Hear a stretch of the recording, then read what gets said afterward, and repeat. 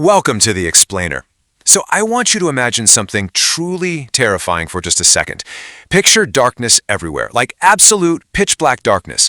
You've got towering waves crashing all around you, freezing winds cutting right through the night. And imagine being a father, standing literally face-to-face with death, with only two choices left. You can either die right there together with your child, or sacrifice yourself for the absolute slightest, most fragile chance that she might live. This isn't a movie plot. It's not fiction. It's an incredible true story of ultimate sacrifice, and we're going to dive right into it. Would you let go to save them? I mean, really, try to put yourself in the shoes of a parent facing the most impossible life or death choice you could ever imagine. It's a scenario that completely defies every basic human instinct, right? That fierce, deep-rooted instinct to hold your child as closely as possible when danger hits. But what if holding on guarantees that they die, and letting go is literally their only hope? Darkness, freezing winds, the incredibly chaotic reality of the Atlantic Ocean. This was the terrifying environment where this whole historical event unfolded. And you know, it's a story not just about a shipwreck. It's about a father's profound love, a completely heartbreaking misunderstanding, and a sacrifice so incredibly deep that it actually took a daughter nearly 3 decades to truly comprehend what her father had done for her.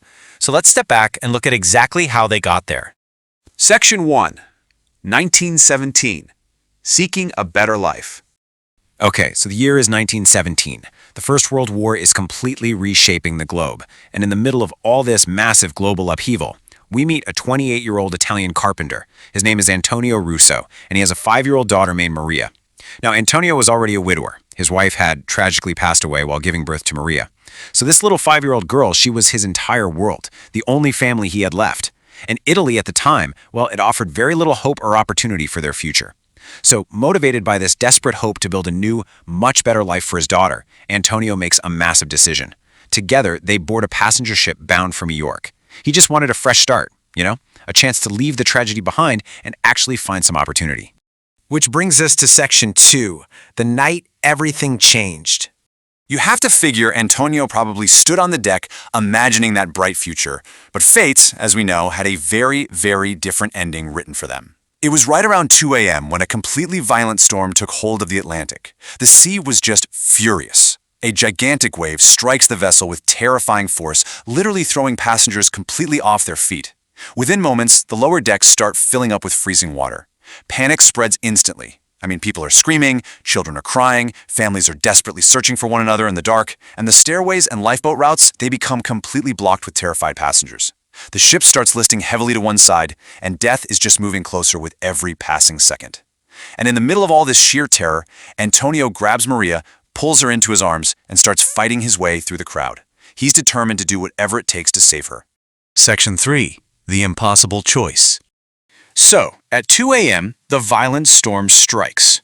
And amidst all this chaos, Antonio realizes a truly devastating truth. They aren't going to make it. There just isn't enough time, and the water is rising way too fast. But then, he spots something. He sees a broken porthole. It's just a small circular window in the side of the ship, definitely too small for an adult to fit through. But maybe, just maybe, a 5-year-old child could squeeze through. Now, beyond that opening is the freezing, pitch-black Atlantic Ocean. But somewhere out there in the distance, he can see the faint glow of lifeboat searchlights.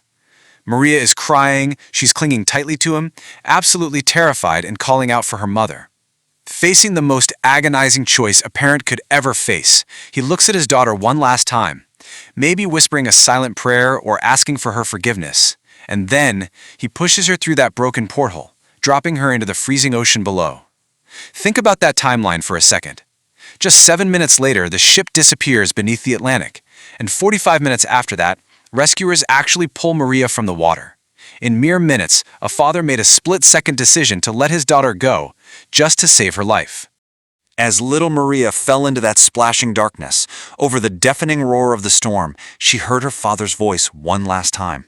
He yelled, "Swim, Maria! Swim toward the light! The boats are close! Keep swimming!" And those were the very last words she would ever hear from him.